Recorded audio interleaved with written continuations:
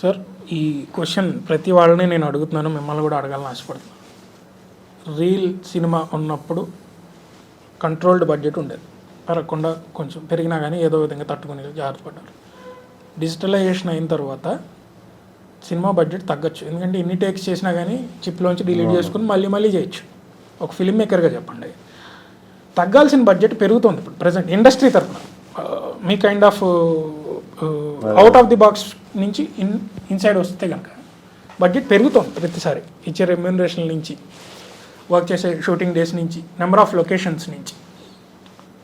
So digitalisation తర్వాత తగ్గాల్సిన budget పెరగడం పట్ల మీ అభిప్రాయం ఏంటి ఫిల్మ్ మేకింగ్లో? డిజిటల్ గురించి కాదు, పెరిగాయని ఖర్చులు పెరుగుతున్నాయి, ఖర్చులు లైక్ కంఫర్ట్లు ఇవి పెరుగుతున్నాయి. ఎందుకంటే ప్రొడ్యూసర్స్ లేరు ఇప్పుడు. ఒకప్పుడు ఉండేవాళ్ళు ప్రొడ్యూసర్స్, రామానాయుడు గారు కానీ, సురేష్ బాబు కానీ, దిల్ రాజు అని, వీళ్ళందరూ ఒకప్పుడు ప్రొడ్యూసర్స్. అంటే వాళ్ళు సినిమాను కంట్రోల్ చేసేవాళ్ళు, యాక్టర్ని వాళ్ళు చూస్ చేసుకునే వాళ్ళు, డేట్స్ తీసుకునే. అప్పుడు కూడా యాక్టర్స్ కూడా ప్యాషన్తో వర్క్ చేసేవాళ్ళు. ఇప్పుడు కొత్త ప్రొడ్యూసర్స్ వచ్చేసారు, ఇన్వెస్టర్స్ వచ్చేసారు ఎక్కువ మంది. ఎవరు ఎక్కువ డబ్బులు ఇస్తే యాక్టర్లు వాళ్ళు కమిట్ అవుతున్నారు. ఎందుకంటే సినిమా ఇస్ యాక్టర్ సెంట్రికే ఫైనల్గా. తనకున్న మార్కెట్ చుట్టే సినిమా తిరుగుద్ది. సో ఇప్పుడు ప్యాషనేట్గా ఉన్న ప్రొడ్యూసర్ ఒకప్పుడు సినిమాలు తీసి ఒక 10 మందికి రచయితలను పెట్టుకుని 10 మంది డైరెక్టర్లను లూప్లో పెట్టుకుని సినిమాలు తీసే రోజులు పోయినాయి. ఇంతకుముందు చిన్న కొత్త యాక్టర్లను పరిచయం చేసేవాళ్ళు. ఇప్పుడు ఎక్కడ చేస్తున్నారు? కొత్త యాక్టర్ని పరిచయం చేస్తే మళ్ళీ 100 సెలబ్రిటీలు వచ్చి దాన్ని ప్రమోట్ చేసి లాస్ట్కి వాడిని ఓటీటీ యాక్టర్ని చేసేస్తున్నారు. ఇంతకుముందు స్టార్లు పుట్టేవాళ్ళు. ఎలా పుట్టేవాళ్ళు అంటే వీళ్ళు ప్రొడ్యూస్ చేసేవాళ్ళు. సో ప్రొడ్యూసర్స్ లేరని నా ఫీలింగ్. ఉన్న ప్రొడ్యూసర్స్ సినిమాలు ఆపేశారు, కొంతమంది అయిష్టంతోనే కంటిన్యూ చేస్తున్నారు.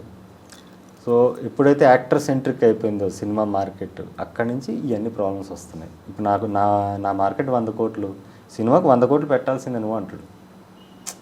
అర్థం కదా? ఆ సినిమా పోతే 40 కోట్లే వస్తాయి. అప్పుడు ప్రొడ్యూసర్ పరిస్థితి ఏందని ఆలోచన లేదు. ఇప్పుడు నువ్వు లేకపోతే నేనే ప్రొడ్యూస్ చేసుకుంటా, వేరే వాళ్ళు డమ్మీ పేరు పెట్టి ప్రొడ్యూస్ చేసుకుంటా. సో ఆ స్టేజ్కి వచ్చింది కాబట్టి ఇప్పుడు బిజినెస్ అయిపోయింది, సినిమా కంప్లీట్ బిజినెస్ అయిపోయింది కాబట్టి మీకు ఇవన్నీ పెరుగుతున్నాయి ఆటోమేటిక్గా. 10 క్యారవాన్లు వస్తున్నాయి, ప్రతి చిన్న యాక్టర్ క్యారవాన్. సో ఈ టైప్ ఆఫ్ ఇది పెరిగిపోతుంటే మరి బడ్జెట్లో ఆబ్వియస్లీ పెరుగుతాయి కదా. నీకు ఫిల్మ్కి దీనికి డిజిటల్కి ఏ పెద్ద డిఫరెన్స్ ఏమి ఉండదు. నీకు ఫిల్మ్ ఒక రోలు, 4 నిమిషాలు రోలు నువ్వు చేయాలంటే 13,000 అప్పుడు మళ్ళీ తెచ్చుకోవాలి. ఇది చిప్తో 13,000 అది ఫిల్మ్ అనేది. ఇది ఒక 4 నిమిషాల రోలు, రోజుకి మహా అయితే ఒక 5-6 చేసేవాళ్ళు. ఓ ₹1,00,000 వేసుకో, ₹1,00,000 డిఫరెన్స్ దానికి దీనికి. కానీ ఇప్పుడు ఒక రోజు ఖర్చు 12 లక్షల నుంచి 15 లక్షలు అవుతుంది. ఆ 1,00,000 వల్ల కదా డిఫరెన్స్ వచ్చేది, మిగతా వాటిలో. ఈ డిజిటలైజేషన్ వచ్చిన తర్వాత చాలామంది అప్కమింగ్ వాళ్ళకి మరో దారి తెరుచుకుంది జనరల్గా. అది అందరికీ తెలిసిన సత్యమే. ఈ ప్రాసెస్లో సింగిల్ లొకేషన్స్లో అయిపోయే సినిమాలు, ఒక్క లొకేషన్లో అయిపోయే సినిమాలు కొంచెం జనాల్ని ఒక మ్యాగ్నెట్ లాగా, ఒక మ్యాజిక్ లాగా అటెన్షన్ గ్రాప్ చేస్తున్నాయి. సో సింగిల్ లొకేషన్ ఫిల్మ్స్ అంటే తక్కువ ఖర్చులో మంచి ఐకానిక్ లుక్లో సాధ్యమైనంత వరకు నష్టం లేని సినిమాలు, సాధ్యమైనంత వరకు. Like Alfred Hitchcock Rope, Chandrasekhar రిలేట్ గారి ప్రయాణం, మొత్తం ఎయిర్పోర్ట్లోనే ఉంటుంది సినిమా అంతా. And RGV Kaun, Karthik Subbaraj Pizza, 2-3 locations ఉన్నా కానీ మ్యాక్సిమం ఎక్కువ ఒకే లొకేషన్లో. దయాళ్ పద్మనాభన్, అనగనగా ఒక అతిథి, ఆ కర్రల రాత్రి కన్నడ, ఇలాంటి కొన్ని డిమాంటి కాలనీ కూడా ఇప్పుడు 2 రిలీజ్ అవుతుంది. అది ఈ ఒక లొకేషన్లో ఉంటుంది తెలియదు. 1 అయితే మొత్తం ఒక దాంట్లోనే ఎంగేజింగ్గా తీయడం అనేది జరిగింది. సో డిజిటలైజేషన్ వచ్చాక ఇలాంటి సింపుల్ సినిమాలు వీటి మీద, అంటే సినిమాని రేళ్లలో తీసేటప్పుడు ఈ బడ్జెట్ దీనికి ఇదొక ప్లస్ అయింది కదా. Single location cinema with limited. Mithunam కూడా మా గురుగారిది, 2 పాత్రలు ఒకటే లొకేషన్, ఆ లొకేషన్లో మల్టిపుల్ ప్లేసెస్ ఒకే ఇంటి చుట్టూ. సో సింగిల్ లొకేషన్ డ్రామాస్ని మీరు నమ్ముతారా? అలా ఏం లేదు, సినిమాకి రూల్స్ ఏమన్నాయి. మొన్న ఒకడైతే బాక్స్లో తీసాడు కదా, ఫారెన్ ఫిల్మ్, కాఫిన్ బాక్స్లో లోపల ఇరుక్కుపోతాడు, బర్రీడ్. అట్లేమైనా తీయచ్చు, ఎక్స్పెరిమెంటల్ ఫిల్మ్స్ తీయచ్చు. ఎక్స్పెరిమెంట్స్ మీద మీ అభిప్రాయం? సింగిల్ లొకేషన్ తీయచ్చు, నువ్వు ఇంట్రెస్టింగ్గా తీస్తే తీయచ్చు, సక్సెస్ అయితే తీయచ్చు, తప్పే. అది ఓకే. ఒక ఫిల్మ్ మేకర్కి చెప్తున్నారు, మీ అభిప్రాయం అంటే మీరు ఎప్పుడు తీస్తారు? మీరు తీయబోయేది ఉందా? ఎక్స్పెరిమెంట్ చేయబోయేది ఉందా? నేను తీయను. నేను లార్జర్ దాన్ లైఫే ఉండాలనుకుంటాను నా సినిమాలో. ఇప్పుడు మీకు అది డిమాండ్ చేసింది, ఒక పాత్రే ఉంటుంది, అప్పుడు ఏం చేస్తారు? నేను అదెందుకు నన్ను డిమాండ్ చేస్తుంది, నేనే దాన్ని డిమాండ్ చేస్తాను. అదే మీరు డిమాండ్ చేసిన దాంట్లో ఒక పాత్ర ఉంది, ఒక ఇంట్లో చిక్కుపోయో లేకపోతే మొత్తం ప్రపంచం పట్టుకుపోయి ఒక మనిషి అన్నాడు. నేను నా సినిమాలు అన్నీ మీరు చూసినా ఎంత తక్కువ బడ్జెట్లో వేసినా కూడా ఒక లొకేషన్లో నడవదు, వెళ్తూ ఉంటుంది. నా సినిమా అనేది జర్నీ, ఒక్క చోట ఎప్పుడు వేసింది నడవదు, వెళ్ళిపోతూ ఉంటుంది సినిమా. మీరు అన్ని చూడండి, నా అన్ని నిర్బంధం ఇప్పటి వరకు ఉన్నాయి. ఇలాంటిది మీ పైప్ లైన్ లో ఉందా అని, మీ లిస్ట్ లో ఉందా? అస్సలు అంటే నా డైరెక్టర్ గా ప్యాషన్ లేదని చెప్తున్నా కదా, నేను పెద్ద డైరెక్టర్ ఫిల్మ్ మేకర్ గా కదా, యాక్టర్ గానే ఉంది కాబట్టి నేను నా చుట్టూ కథ రాసుకుంటాను. దాని తగ్గట్టు నేను ఆ ఫిల్మ్ లో నేను వాడికి వేరియేషన్స్ ఇవ్వాలనుకుంటాను, ఆడియన్స్ కి రకరకాల లొకేషన్లో ఇలా రన్నింగ్ స్క్రిప్ట్ లాగా ఉండాలనుకుంటాను. ఒకటే చోట కట్టిపడేసి చేయడం ఇష్టం. యాక్టర్ అంటే మళ్ళీ ఏదో ఆర్ట్ ఫిల్మ్ యాక్టర్ అవ్వాలి, లేకపోతే ఇలా అవ్వాలని కాదు, నాకు కమర్షియల్ యాక్టర్ అవ్వాలి. ప్రాపర్గా నాకంటే అభిమానులు ఉండాలి, నేను వస్తే విజిల్ వేయాలి, అలాంటి సినిమాలే తీస్తాను. కానీ నా స్టైల్లో తీస్తాను, రెగ్యులర్గా కాకుండా, యూజువల్ కాకుండా. ఇప్పుడు మీరు ఒక కథ రాసుకున్నారు. ఇప్పుడు ప్రయాణం ఎగ్జాంపుల్ తీసుకుంటే Manchu Manoj, he is one of the notable actor. ఆయన ఎక్స్పెరిమెంటల్ డైరెక్టర్, కానీ సినిమా అంతా ఒక లొకేషన్లో జరుగుతుంది. మా అయితే 2 ఎయిర్పోర్ట్లు మారుతారు, ఎయిర్పోర్ట్లోనే ఉంటారు కంప్లీట్గా. ఇప్పుడు అలాంటి కథ మీరు చేయాలంటే నేను చేయనని కూర్చోరు కదా, మీకు నచ్చితే మీరు రాసుకుంటారు కదా. నేను రాసుకోను, చేయను. ఎయిర్పోర్ట్లో చాలా మంది ఉంటారు కదా, లొకేషన్ ఒకటి గమ్ము పట్టి చూస్తే నన్ను ఎక్సైట్ చేయదు. నేను ఒక చోట నేను ఇంట్లో నేను ఒంటరిగా ఉన్నా కూడా నా సినిమాలు ఒంటరిగా ఉండాలనుకోను, అవి వెళ్తూ ఉండాలి, పరిగెడతా ఉండాలి. ప్లస్ నా ప్రతి సినిమాలో 50 మందిని సంతన వేసుకుని వస్తాను. మీరు చూస్తే ఇన్ని క్యారెక్టర్స్ ఉంటాయి. నాకు మొన్న ఒక అతను చెప్పాడు, ఇన్ని క్యారెక్టర్లు పెట్టకండి, 4-5 మధ్య రాసుకోండి, ఇంతమంది ఎందుకంటే అది నాకు అది ఇష్టం. ఎక్కువ క్యారెక్టర్స్ వచ్చి మహాభారతం, ఒక రామాయణం లాగా ప్రతి క్యారెక్టర్కి ఇంపార్టెన్స్ ఇవ్వాలి, ప్రతి క్యారెక్టర్ ఉండాలి. ఇప్పుడు రామాయణం అంటే రాముడు ఒకటే గుర్తుంటాడు, మనకు గరుత్మంతుడు గుర్తుంటాడు, శూర్పణఖ గుర్తుంటుంది, వాలి గుర్తుంటాడు, ఉడత గుర్తుంటుంది, రాముడు దొక్కిన కప్ప గుర్తుంటుంది. సో అలా ఇష్టం నాకు. నేను ఫస్ట్ నుంచి నేను సినిమాలు తీసిన అన్నిట్లో కూడా చాలా క్యారెక్టర్స్ ఉంటాయి అన్నమాట. సో నాకు ఆ ఎక్స్ట్రావెన్స్గా ఇష్టం.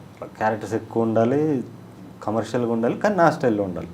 కమర్షియల్గా ఉండాలని రెగ్యులర్ ప్యాటర్న్లో ఉండకుండా వాళ్ళని ఎక్సైట్ చేస్తూ కమర్షియల్లీ ఎక్సైట్మెంట్ ఇవ్వాలి, కానీ ఫిల్మ్ మేకింగ్ అంతా నా స్టైల్లో ఉండాలని చేస్తున్నాను. అదే నా ఫైనల్ గోల్. సో నేను డైరెక్టర్గా అన్ని జానరస్ చేయాలి, ఇలా చేయాలి, కృష్ణవంశీలా కావాలి, ఆర్జీవీలా అవ్వాలని నాకు 1% కూడా లేదు. వాళ్ళ నుంచి నేను చాలా విషయాలు ఇన్స్పైర్ అయినాము, కానీ వాళ్ళలాగా ఫిల్మ్ మేకర్ అవ్వాలని రాలేదు, సీరియస్ ఫిల్మ్ మేకర్ అవ్వాలని రాలేదు. సార్ కమర్షియల్ అన్నారు కాబట్టి ఒక విషయం అడుగుతాను. ఒక చూడడానికి అద్భుతంగా అందంగా ఆర్టిస్టిక్గా అనిపించింది దాన్ని కొంటారు, కమర్షియల్గా వెళ్తుంది. అది కొనడం అనే ప్రాసెస్ కమర్షియల్గా అంటే రూపాయి వచ్చి సినిమాగా దీనికి వచ్చింది కాబట్టి కమర్షియల్గా ఎలా వెళ్దామని ఫాలో అవుతూ కమర్షియల్ సినిమా అని ఒక పేరు పెట్టుకున్నారు. ఆర్టిస్టిక్గా ఉన్న సినిమా కమర్షియల్గా హిట్ అయితే అదే కమర్షియల్ అనేది సీనియర్ మోస్ట్ ఫిల్మ్ మేకర్స్ చెప్పిన ఒక కరెక్ట్ అయిన ఆన్సర్ అని నాకు అనిపించింది. ఇప్పుడు మీరు ఆర్ట్ సినిమాని ఎలా చూస్తారు, కమర్షియల్ సినిమాని ఎలా చూస్తారు? How can you define? Art cinema అంటే నాకు హై రెస్పెక్ట్. శంకరాభరణం ఇలాంటి సినిమాలన్నీ నాకు పెద్ద రెస్పెక్ట్.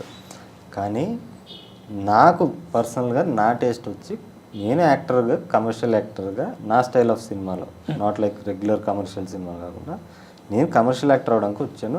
నా దాన్ని నిజం చేసుకునే జర్నీయే నాది. నటనకి స్కోప్ ఉన్నవే 100%. స్కోప్ అనే కాదు, నా హైయెస్ట్ పొటెన్షియల్ కూడా అదే. ఇంతకుముందు 3 సినిమాలు చేసి ఎవరికి తెలియదు. నేను ఎప్పుడైతే నటుడుగా నన్ను ఎగ్జిబిట్ చేసుకోవడం స్టార్ట్ చేశానో అక్కడి నుంచి పీపుల్ స్టార్టెడ్ గెటింగ్ కనెక్టెడ్. దాని ముందు మాస్ పబ్లిక్ తెలియదు, ఏదో ఆ ఇండస్ట్రీలో ఉన్న వాళ్ళు పొగుడతారేమో, కానీ మాస్ పీపుల్ తెలియదు. బట్ ఎక్కువ మ్యాసివ్ ఆడియన్స్ మీకు, క్లాస్ కన్నా ఎక్కువ మాస్ ఆడియన్సే మీకు ఉన్నారు అంటాను నేను. ఎందుకంటే 100%. ఎందుకంటే ఇప్పుడు నేను రివ్యూ చూస్తున్నా కదా, ఈ పిచ్చినా కూడా ఎడ్యుకేటెడ్ పీపుల్ ఉంటారు, ఆ ఎక్స్ప్రెస్ వాళ్ళకి కూడా నచ్చినాయి సార్. వినండి, వినట్లేదా? చెప్పండి. వీళ్ళు ఇప్పుడు రివ్యూ చూస్తున్నా కదా, ఇప్పుడు ఇంగ్లీష్ పేపర్లో వాళ్ళు రాసే వాళ్ళు చూస్తుంటా నేను. వీళ్ళు అసలు నన్ను యాక్టర్గా గుర్తించరు, ఫిల్మ్ మేకర్ అని రాస్తుంటారు. అంటే వాళ్ళకి ఐడియా లేదు వాళ్ళకి. అంటే వీడు యాక్టర్గా జనాల్లో ఎంత రీచ్ ఉన్నాడు, నా యాక్టింగ్ పొటెన్షియల్ వాళ్ళకి అర్థం కావట్లా. వీళ్ళు ఎవర్రా అసలు, వీడు రాసినోడు అంటే పెద్ద పేపర్లో వస్తుంది, వీడు ఎవర్రా అని చూస్తే వాడు గంజాయి కొట్టి ఇంట్లో రూమ్లో కూర్చొని సొల్లు కబులు చెప్పేవాడు, పాకెట్ సినిమాలు తీసి వాటి గురించి రాసేవాడు. దర్ లైక్ ఫర్వర్డ్స్ వాళ్ళు. అంటే వాళ్ళకి సినిమాలో ఏది పొటెన్షియల్, జనాలు ఏది గుర్తిస్తున్నారు కూడా వాడికి తెలియదు. సో ఇంగ్లీష్ వాడికి ఏం వచ్చు అంటే ఇంగ్లీష్ గ్రామర్ వచ్చు, ఈ ఇట్టాకేషు కిటానో, ఈ క్వింటిన్ టెరెటినో, ఈ పేర్లు తెలుసు తప్ప వాళ్ళకి సినిమా అంటే ఏంటి, సినిమా ఇప్పుడు లైక్ సినిమాలో జనాలకి ఏది నచ్చుతుంది, జనాలు ఏది అప్రిషియేట్ చేస్తున్నారన్న విషయం తెలియట్లేదు వాళ్ళకి. So they are seeing as a serious filmmaker. నేను సీరియస్ ఫిల్మ్ మేకర్ కాదు, అది జనాలకు కూడా తెలుసు. బట్ మీ క్రాఫ్ట్ ఎలా ఉందంటే కంప్లీట్గా బండి సర్వకుమార్ అంటే డైరెక్టర్ ఫస్ట్ అనుకుంటున్నాను అనమాట చెప్పమని. అదే అది ఇండస్ట్రీలోనే. నేను బండి సర్వీస్కొని బయటకు వెళ్ళాడు ఎవడో తెలియదు, మాంగళ్యం హీరో అంటే తెలుసు. మీ ఊరెళ్ళు బండి సర్వస్ కుమార్ అంటే ఆ మాంగళ్యం హీరో అంటారు, వాడు తెలుసు, పేరు తెలిసినాడు. చాలామంది పేరు తెలియదు. లైక్ వీళ్ళు అంటే నేను అనేది ఏంటంటే, నన్ను యాక్టర్గా గుర్తించిన ఈ సోకాల్డ్ ఎవరైతే ఎడ్యుకేటెడ్ పీపుల్ ఉన్నారో వాళ్ళు they have to revise themselves. ఒకసారి చూసుకుని ఆడియన్స్ పల్స్ చూసుకుని ఆడియన్స్లోకి వెళ్ళి కనుక్కొని మాట్లాడితే కరెక్ట్గా ఉంటుందని నా ఫీల్.